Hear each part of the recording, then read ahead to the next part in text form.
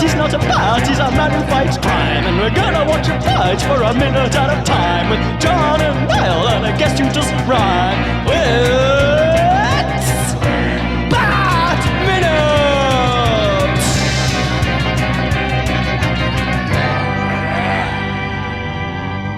Hello and welcome back to Bat Minute Returns, the show that's starting to feel like Max Lux as we've been through this movie 1 minute at a time. We're getting there. It's been lovely, to be honest. I'm just pretending. It's been wonderful. I am one of your hosts, John Parker.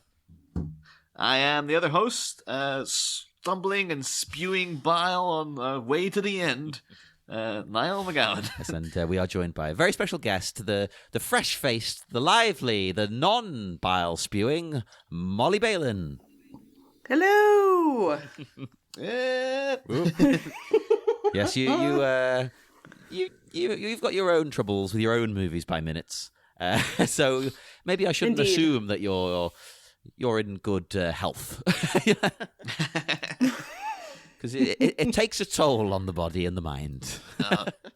This is one of those things, though, of like sending this minute to people. Like, oh, come on, talk about Batman Returns. Like, this is one of the minutes you have to talk about. It's like, yeah, there's Batman finds like a charred corpse in it, and the Penguin's just spewing this black stuff everywhere. And the whole minute's just him walking towards Batman. Yeah, it's like the magic of movies by minutes. It's a difficult minute to discuss, yet at the same time, following on from you earlier in the week now, this is one of my favorite minutes because I just love everything that's going on in this. I don't know what the hell I'm going to say about it, but we'll see, because this is minute 117. The minute starts with a waddle and it ends with the promise of murder. Yes, we are back with the Penguin. He's risen from his watery grave, looking worse for wear, as I said. And the music is definitely starting to make me feel a bit sad. You know, it's all come to this. A mistreated penguin man dying amidst the ruins of his broken dreams. It's quite sad. It's going back to that thing of making you feel for him. Like, he doesn't deserve this, really, does he? Well, probably. He tried to kill children. It's a tough one. This one is like, I'll give the music a pass because, again, we'll be getting into where they're directly sad music involving the Penguin next week. But I think this is, I myself will personally say that, like, the tragedy imbued within this score is just to do with the whole situation of, like, friggin' Selina Kyle's dead. Like, Bruce Wayne couldn't bring her back. And now the Penguin's, speaking of people coming back, now the Penguin's here again for some reason. And it's just like, yeah, the whole thing is like, oh, this is a downer. Like, nothing's working out for anybody in this minute. Mm-hmm. Yeah, and that hand, the beginning of this minute, with this moist, bloody... it's an interesting shot. I think because there's a murderous intent from the start of this, but I find it really interesting that this was the choice for this particular lead up, you know, to his violent murderous intent is just this kind of like gross hand. You know, and we do see in a little bit fuzzy and soft in the background that he's going for his bucket of umbrellas. But it's just kind of interesting to me that, you know, aside from, you know, this being intercut with the have we made a decision about what's spewing out of him right now? Do we know what that is entirely? Well, what are our theories on that? We've always assumed throughout the movie, because of how it's described, that this is the toxic waste that's in the water. Because he blames Max for polluting the rivers and things, but it's coming out of him like it's blood here. Mm-hmm. Well, the thing is, I think we did kind of like. So maybe this is the case earlier on, because we had the running theory that the reason he has this black stuff coming out of his mouth throughout the movie, like in little dribbles and stuff, is because of his proximity to the toxic waste and because he's been breathing in the fumes and stuff. Oh, okay. It's causing whatever this is, and now the fact that he's been submerged in it for so long, it's now exacerbated it, and so now he's just gushing whatever this reactionary saliva is, goo, whatever you want to refer to it as. Now it's just flowing out of him. And I can imagine Danny, because it was DeVito, of course, who came up with the concept for the black goo. So imagine he's just like really like, oh, I have tons of it coming out of my mouth at the end. It'll be great, Tim. Yeah, what a masterstroke from Danny DeVito coming up with this idea. It's wonderful.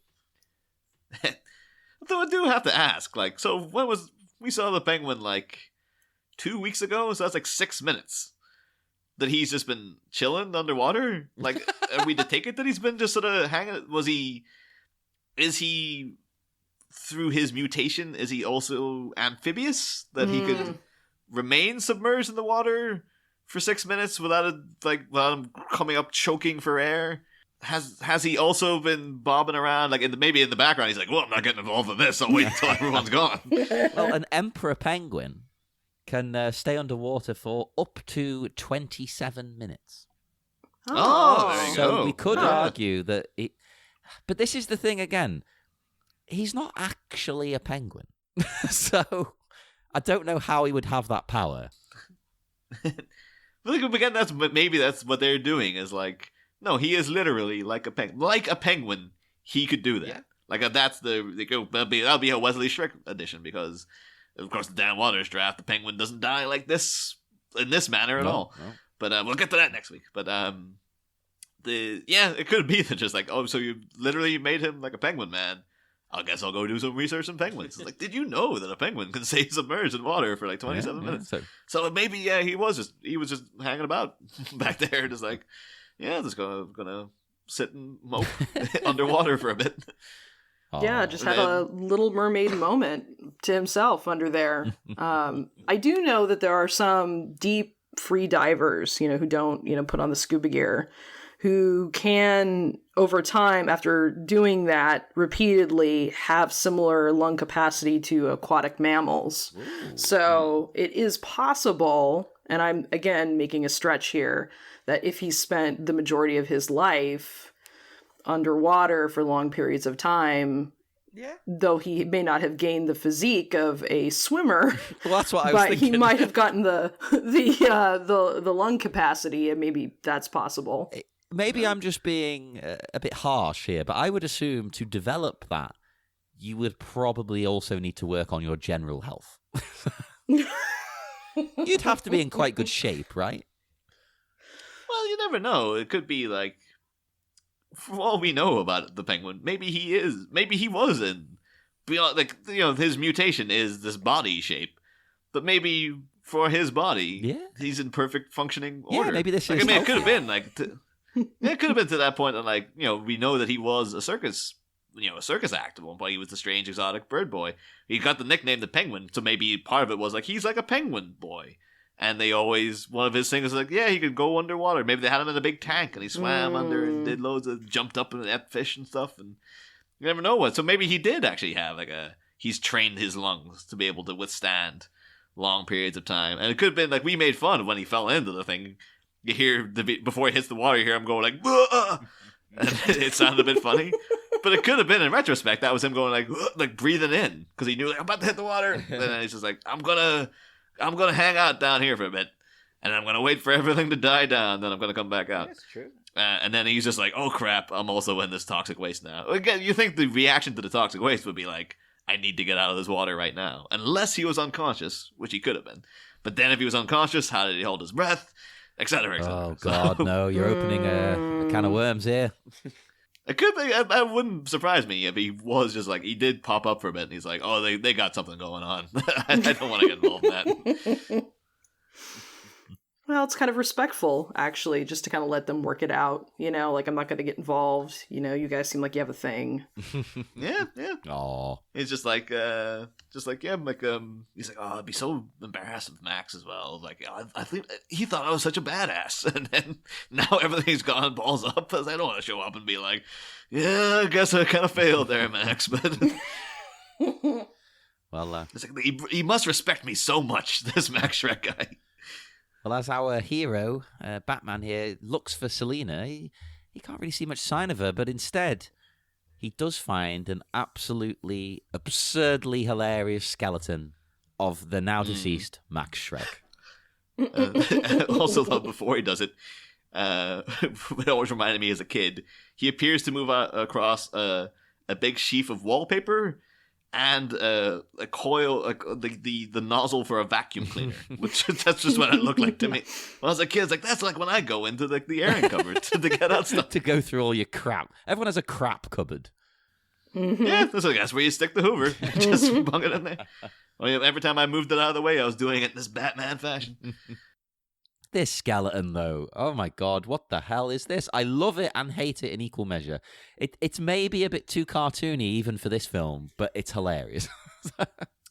This was the thing, talking about being a kid, this was joyous to me. Like, so, when you're a kid, like, I got watching, like, oh yeah, it was allowed to watch, mistakenly allowed, because it traumatized me, mistakenly allowed to watch, like, RoboCop and stuff. And I was like, oh, that freaking him getting shot to death is horrifying, and then the guy melting.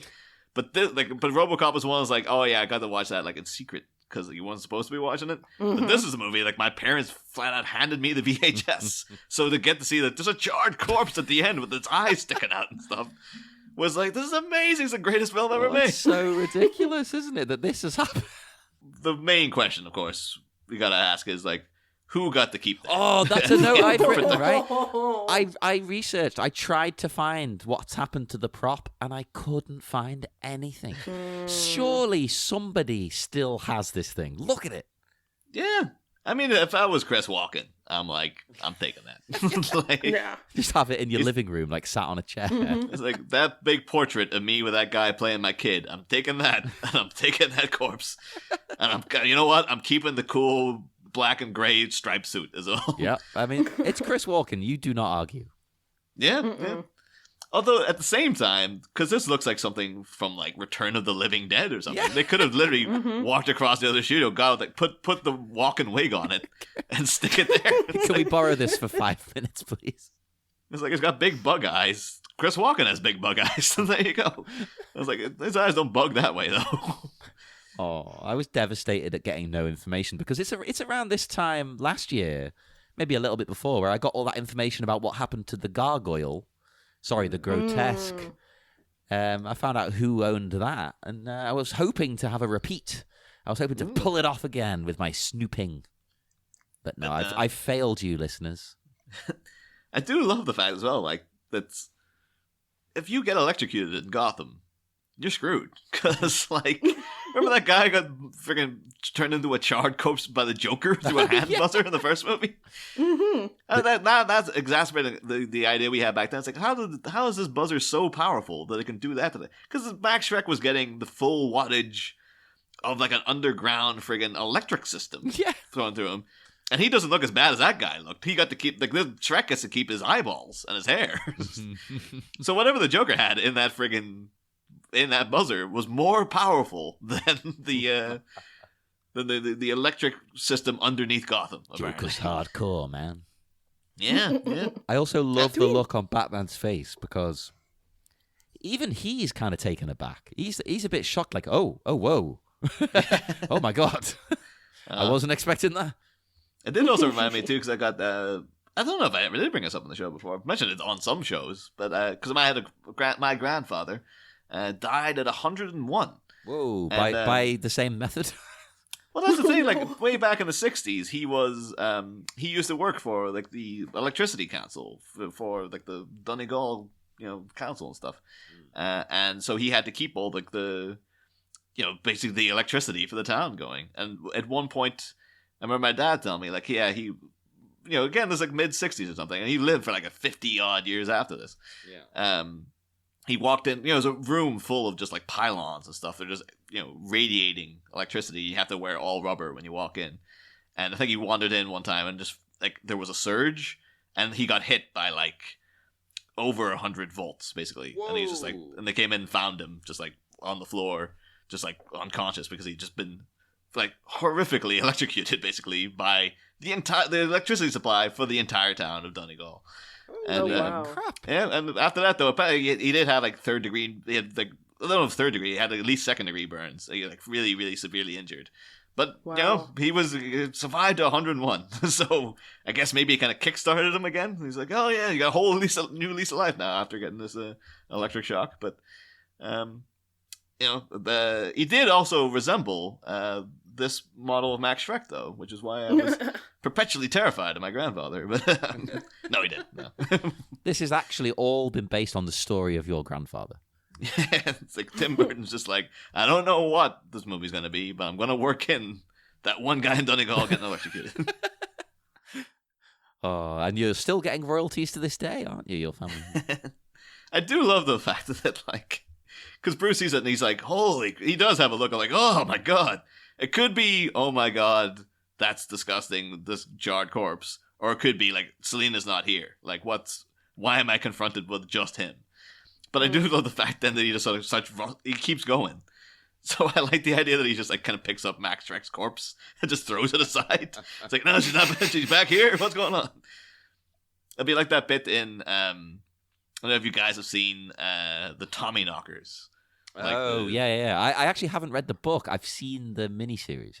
Oh, but I don't know, Molly, if you've seen Tommy Knockers. Spoilers for the end, but I have, yeah. It's been a number of years, but I did see it when it was out. Well, one of the things I really remember about that is that, like, they obviously find out it's a friggin' UFO that they've been digging up the whole time and stuff. Mm-hmm. And then, Earth Jimmy Smits, not Space Jimmy Smits, but Earth Jimmy Smits, goes into the Earth, goes into the spaceship.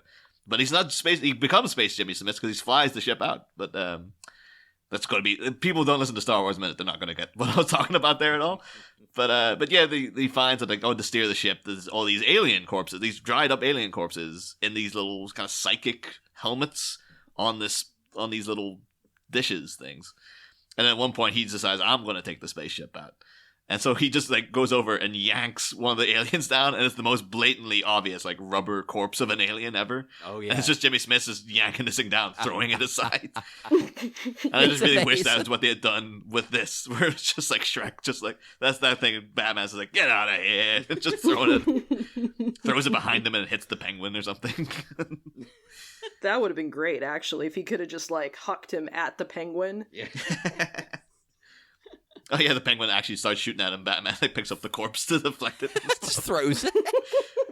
It tears off the head and chucks that over and stuff. Oh yeah, like a bit like the bowling ball with the head in Mystery Man. Yeah. Mm-hmm. And then the penguin gets out of his umbrella sword, and then Batman rips it off the arm, and they have a sword fight and stuff. It's like so many possibilities. Tim, what were you doing? It was all right there for you. Oh well. Well, Batman, he keeps looking for Selina. Not there. But we get more beautiful music as the penguin advances, and he grabs an umbrella. He's going to kill Batman. Oh no. He picked up the cute one by mistake. What, you think he's going to die? Batman is going to die. Oh, this was Penguin's one last shot, and it slipped away from him. I'm feeling for the guy. You say that though, John, but we've watched this guy fail over this whole movie.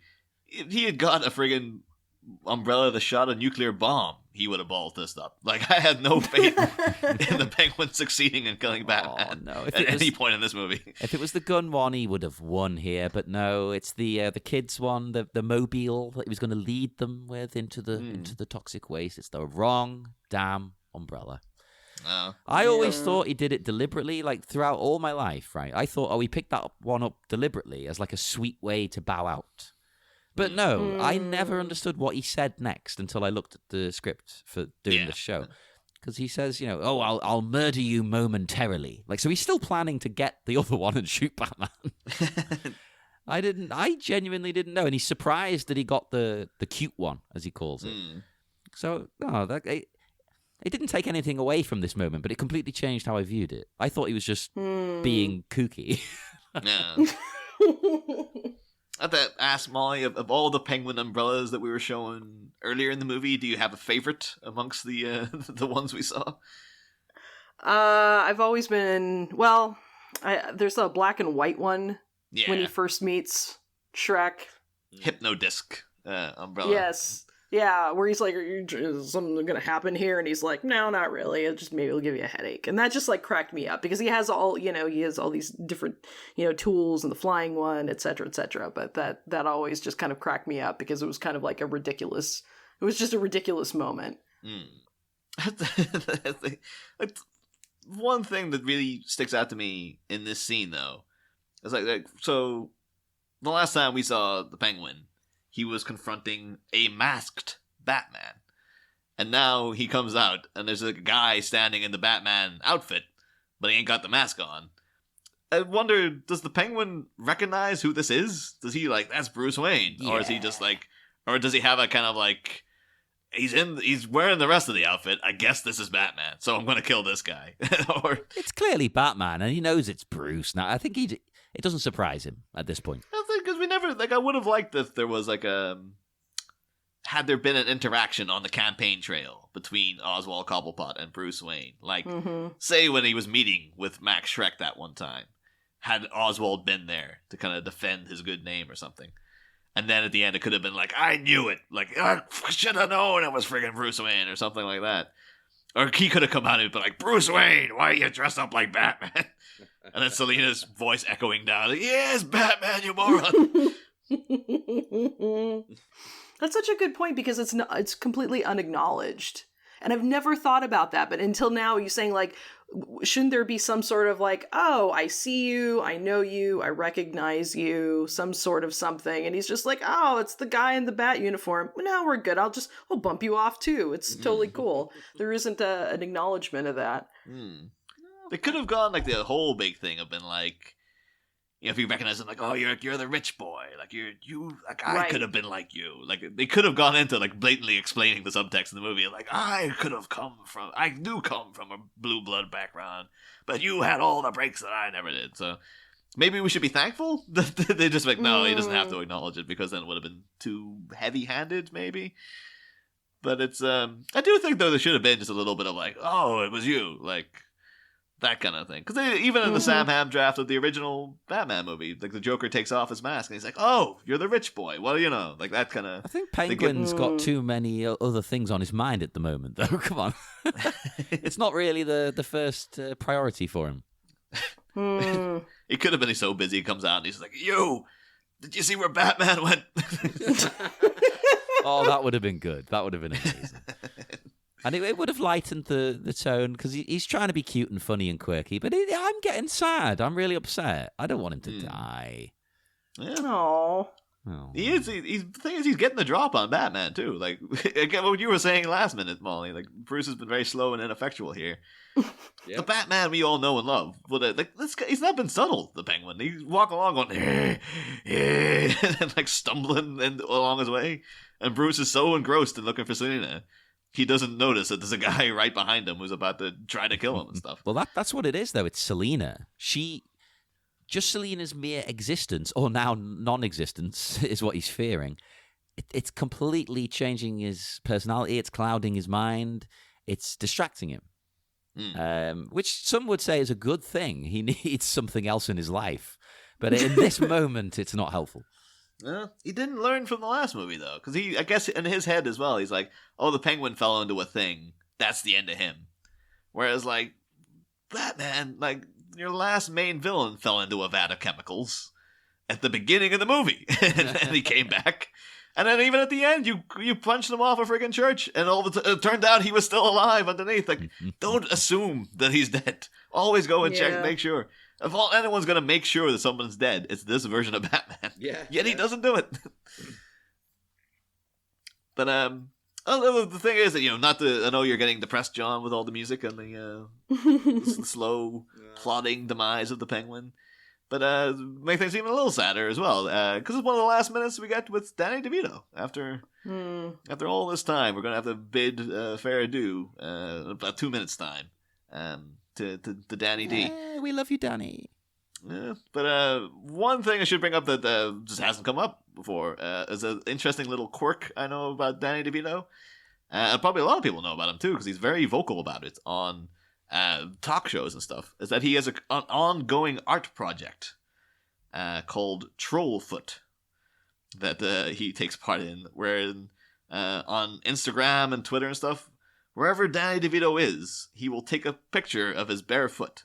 Oh, yes, I love that. And there's been many, I think I first saw it when he was on Jonathan Ross. Of course, Jonathan Ross, the brother of Liza Ross, who was the woman who was mugged at the beginning of the first Batman movie. Everything's connected.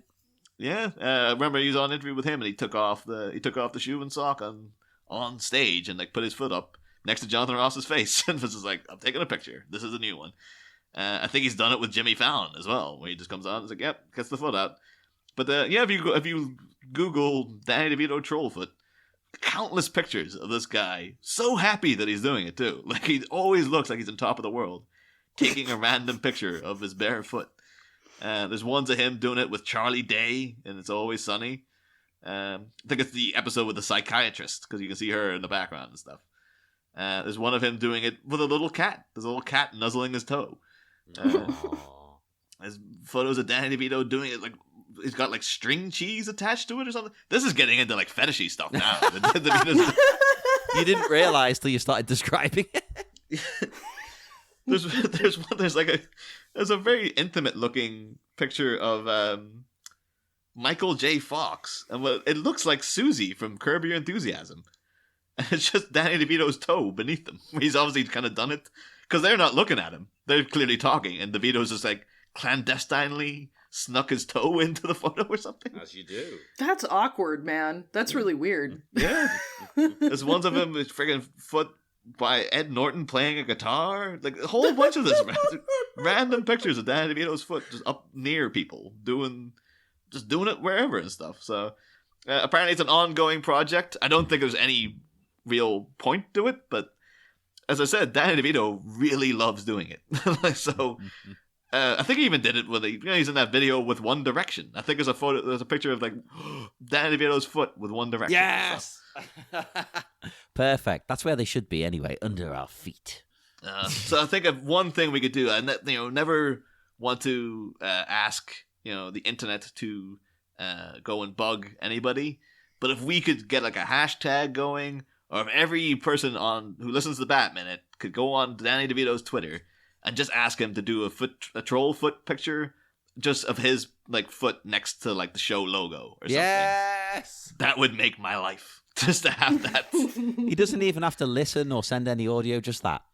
Yeah. He doesn't even have to really reply with words. It's just the picture. I don't need them to go okay or like thanks for the support, guys, or anything like that. Just literally, if you just send it to him and then out of nowhere we just get a random picture. That's just that. I would love that. But yes. So if people could do that, I'm not endorsing internet harassment, but if it comes close to getting us that picture, maybe this one time. A polite request is fine. Yes. So, we never finished saying, but he says, "I'll murder you momentarily, but first I need." What does he need? Oh, what's it going to be? What could it possibly be that he needs? I also wonder too, because he says the heat's getting to me. Yeah, Mm-hmm. yeah. Is that heat like a reaction to the toxic waste? Like he's talking about, I'm burning up inside now because I've ingested all this stuff? Or is he talking about the heats from the explosion because he likes things cold? So the amount of explosions going on has now made, the heat's getting to me. Or it must be that like I've come out now and I feel like my insides are on fire because I've just ingested a load of, toxic waste that I was planning to kill a bunch of children in. Well, I guess I can only assume that's what they're going for. Well, in the strict revised draft, it does kind of go a bit more into that. I've got a load. This whole section in this draft is so there's so much more to it, and it's not I'm in a good way. There's days I'm talking to you, John, in real life now, and I say something to you, and I'm almost expecting you to say, "Well, in the strict revised draft." Oh no! Just in day-to-day life, It rules my life. That's all I can think about. It's all I dream about. So, John, are you going down to the craft tap room tonight? Just seeing the little ... of replying, and then, well, in the strict revised draft, I'll be getting there about 8 p.m. I need to. I'm going to start every message with that from now on.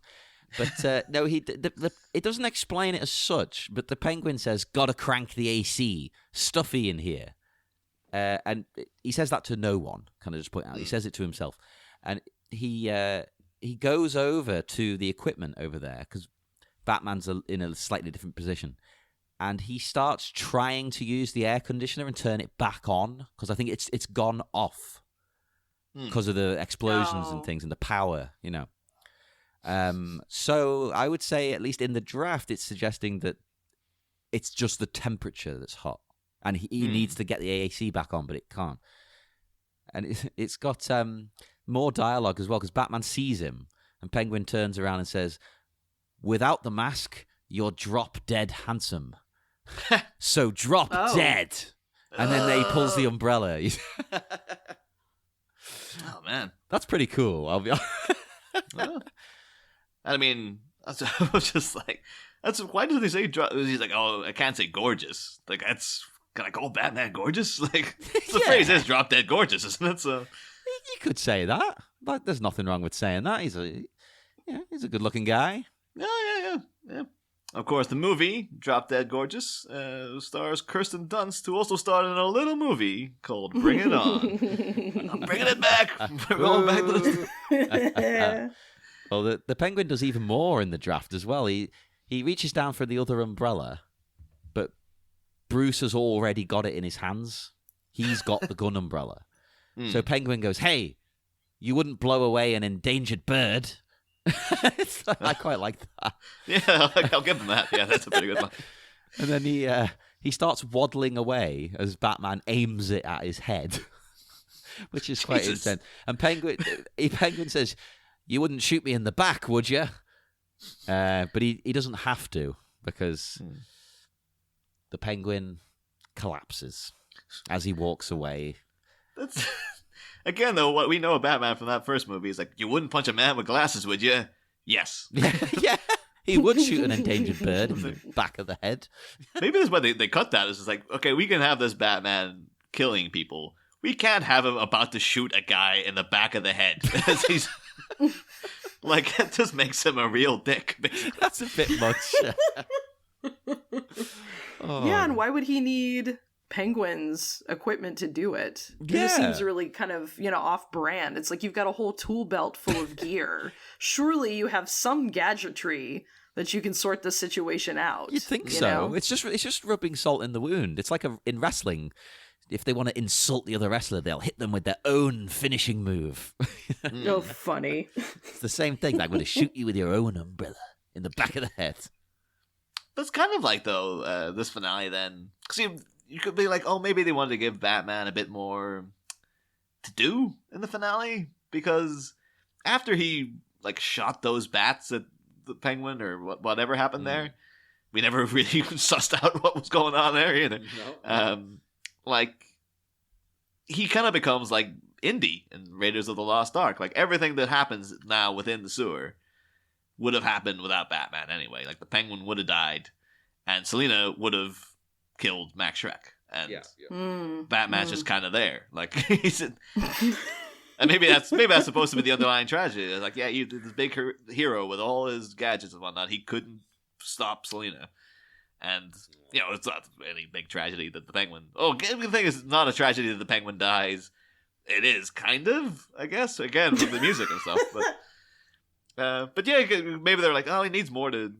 We need him to have more of an active role. Maybe he's going to go kill the Penguin himself. And then it was like, it doesn't track well. If he's about... The guy's literally dying, and Batman's about, I'm going to shoot you in the back of the head.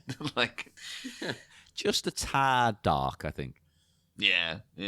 Although the way you're talking about, him going over trying to fix the AC, I was expecting a big extended scene of him wait a minute, go and get on his phone, onto my air conditioner. He goes basically puts on the kettle, he gets out the papers. And no, instead he just twiddles the dials and hits it a bit. And the draft does use the word, the unit is kaput. I just love the word kaput. Mm-hmm. Kaput? Cobbleput? Cobbleput. Oh, it's amazing. That's what they did in Gotham. My favorite use of the word is in Saving Private Ryan, because the German soldiers are trying to demoralize the Americans they've got pinned down. So they're sending propaganda, and they're shouting things over a loudspeaker, which a legitimate tactic to get people to surrender. They're trying to insult American things. So one of the things they come out with is, the Statue of Liberty is kaput. It's fantastic. Yes, I surrender. I mean, friggin' start of Batman Forever. The Statue of Liberty is kaput, or that statue of Gotham that we see anyway. But Yeah. Oh, we'll get there. Well, yeah. I think though, all the possible drafts. Of course, we're going to what happens, how the Penguin dies in the Dan Waters draft next week. But I think this is the best of all worlds. Is this like, it just makes sense that like, yeah, Bruce is distracted because he's so emotionally invested in looking for Selina, and then the Penguin manages to kind of shuffle up behind him, and then he's about to kill him, but ironically, the thing he was going to use to enact his major plan of killing kids is the thing that's kind of his downfall, because he doesn't even get to kill Batman because he picked the cute one by mistake. So and then his death is quite quick. It's just like, we don't have to have him go to a Lynn with ACs and stuff, because it's a bit much, I think, myself personally. You don't need it. Yeah. I have a question along those lines of like, whoops, I picked the cute one. Do you just interpret it that he's disoriented, that he picks the wrong one? Because it seems to me, and I'm kind of looking at minute 43 here, that there's different handles for different ones. Yeah. So is it just that like he was like, oh, I forgot this is not the missile one, but this is like the cute, funsy, kidsy one? But I just kind of figure if you've got weapons, and they're like special, and you've got like an emotional attachment to your special umbrella, that maybe you would know which one's which. I think it is just he's disorientated because he's dying essentially, and in the draft. Actually, does he say it this way in the finished movie? Yeah, I'm questioning myself as well. He picked the cute one. The heat's getting to me. Is that where he says the heat's getting to me? Yeah. It's the same. Oh, okay. So, but it's not really the heat, is it? It's just because he's on his way out, shall we say? Spoilers. I can imagine, because he was so focused on using that cute one earlier. It could have been, in his disorientation, he's like, I've been focused on that cute umbrella for the whole, like, my third act plan revolves around that umbrella. So he's like, that's the one I need. And then he's just like, oh, shit. I picked this is the one I don't need.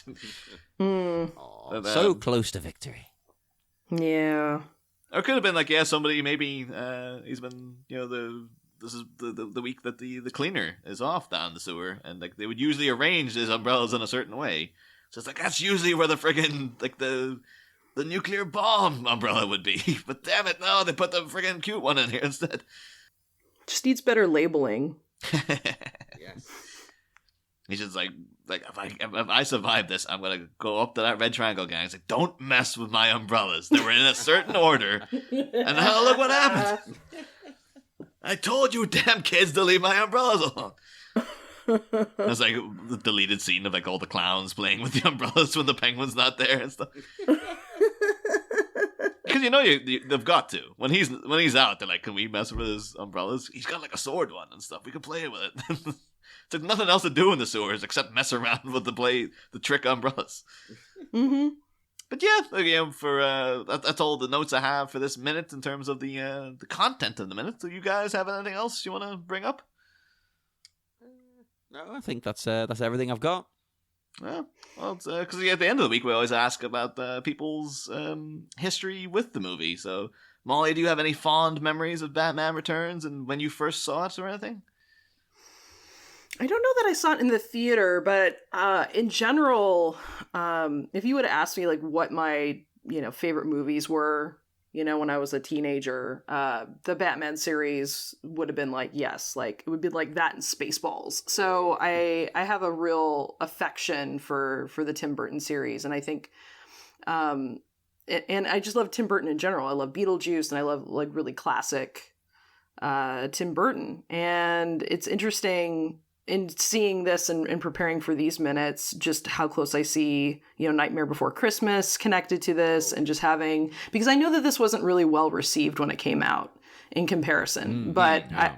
I would say that this really is, I think it's a little misunderstood. I think this is more of an art piece than a classic kind of comic book movie, and I can see how there was a lot more kind of gritty crime realism in its predecessor, so I can see why people were really taken off guard. And I don't even know if this is really, maybe this is help me, God help me here to say this, but I think this is a writing failure in that this did not put Batman first. This is not a Batman movie. Oh, no. Yeah. And, yeah.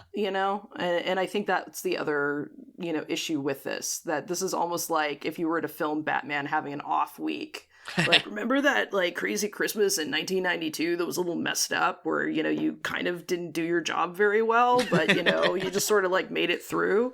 That's this movie. So I really feel like this is, more than anything, a Catwoman movie. Yeah. And then secondarily a Penguin movie. But I think I've really grown in appreciation. When I first saw it, I was like, I really dug it. Like, I have a Mad magazine when this came out, and I found it recently going through some like old crap. So like I was like, oh my god, like I was into it, even back when it came out. But I think I've grown in my affection for it and my appreciation for it over the years. So yeah, and I think the next one, Batman Forever, is really, I love Batman Forever. I mean, I love them all, but I have a special love, and I can really see now in seeing this why we got Batman Forever from this movie. Yeah.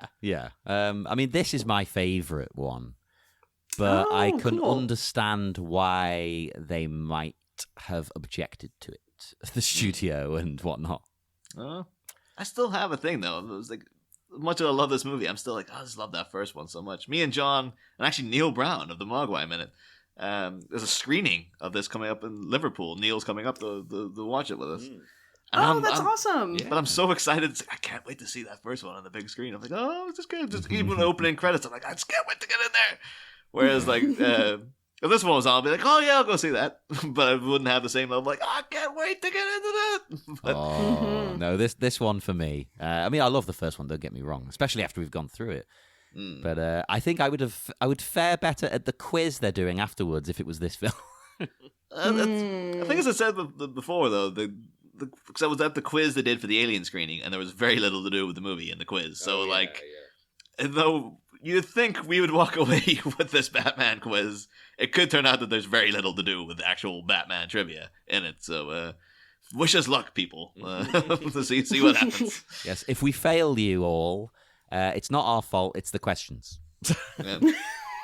If we fail you all, and then you come in and ask, like, what happened with that quiz? And we go, what quiz? You'll know what happened. Oh, yeah. I think the pressure is going to be on for us to win solely on who we are, because I think the owner of the place that's showing it seemed excited we were going. Oh, no. Yeah. Like, those guys must know the real minutia. It's like, please don't make the questions more difficult on our behalf. Yeah, we'll get special questions just for us. But yeah, like, I think I'm good to go for this minute. Unless anyone has anything else they want to add in. No, I'm all tapped out for notes once more. All right. Nope. Yes, so we will depart again. We will leave you all to dribble and stumble your way into the weekend, which we're all going to look like Penguin by the end of the evening, I'm sure. That's how I usually look. That's how I looked last night. Oh, wait, no. This is supposed to be Friday, isn't it? I mean, that's how I looked last weekend. So this is me every night. I have to get up in the middle of the night to go to the toilet. It's just everything about this, including the onesie, like the flapping dicky. I guess, yeah. I could fully imagine that being true. I don't even think you're joking. No, it is 100% true. Yeah. So, yes, do join us again next week when you've recovered, hopefully, like the Penguin is going to, right? He's going to be fine by Monday. He's going to live in a penguin farm, John. We're driving him up. I'm driving him up next week. Don't worry about him. Oh, good. Can I visit him at any point? Yeah, maybe when you're a bit older. Yeah. Oh, maybe. okay. Good. Yeah. Once I'm grown up. Yeah. Once I'm a grown boy. Okay, cool. So, yes, join us again on Monday, where we will no doubt be spending much, much more time with the Penguin. See you then. Next time, the pining of a penguin. But this penguin's not pinin'. He's passed on. This penguin is no more. He has ceased to be. He's expired and gone to meet his maker. He's a stiff, bereft of life. He rests in peace. If they didn't roll him in the water, he'd be pushing up the daisies. His metabolic processes are now history. He's off the twig. He's kicked the bucket, run down the curtain, and joined the bleeding choir invisible. This is an ex-penguin, but as he shuffles off his mortal coil, which feathered fretters will mourn Batman's foil? Find out next week. Same Bat Pod, different Bat Minute.